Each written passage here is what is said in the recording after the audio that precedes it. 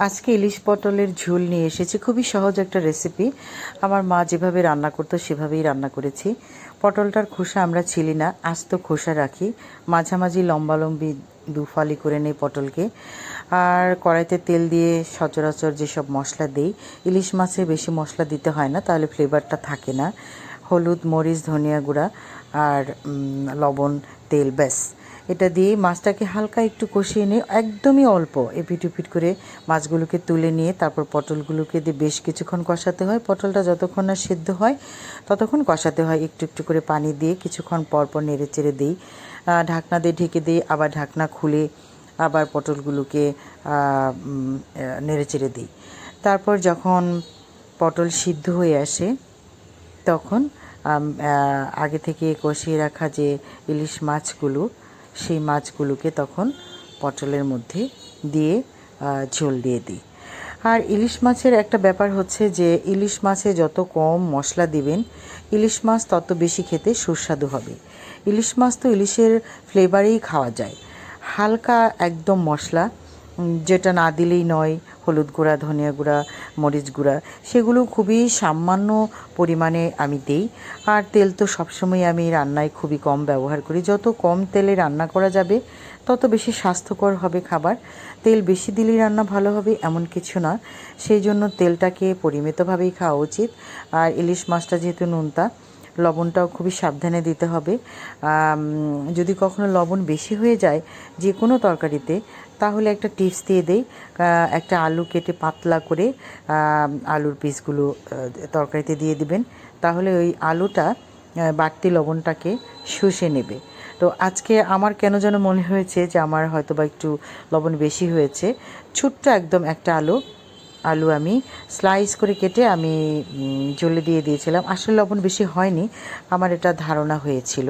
তো যাই হোক, আমি রান্নাটা শেষ করে নিলাম। রান্না শেষ করে আমি একটু বেশ ঝোল দিই ইলিশ মাছে, বাসার সবাই পছন্দ করে।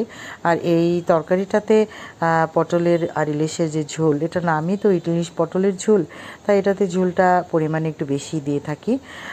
জাল দিতে হয় বেশ কিছুক্ষণ। তো এটার ঝোলটাই মজা। আর ইলিশ মাছ তো মজাই, যাদের প্রিয় ইলিশ তারা জানে যে ইলিশ মাছ কতটা ভালো লাগার একটা মাছ।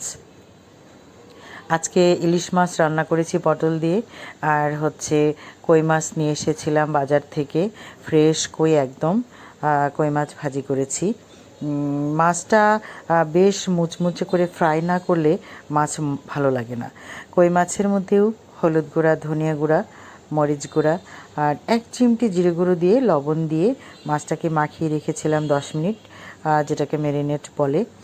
আর মাছটা যখন মশলা দিয়ে মাখায়, সামান্য একটু তেল দিয়ে মশলাটাকে মাখিয়ে নিই, তাহলে হয় কি মাছের গায়ে মশলাটা ভালোভাবে লেগে যায়।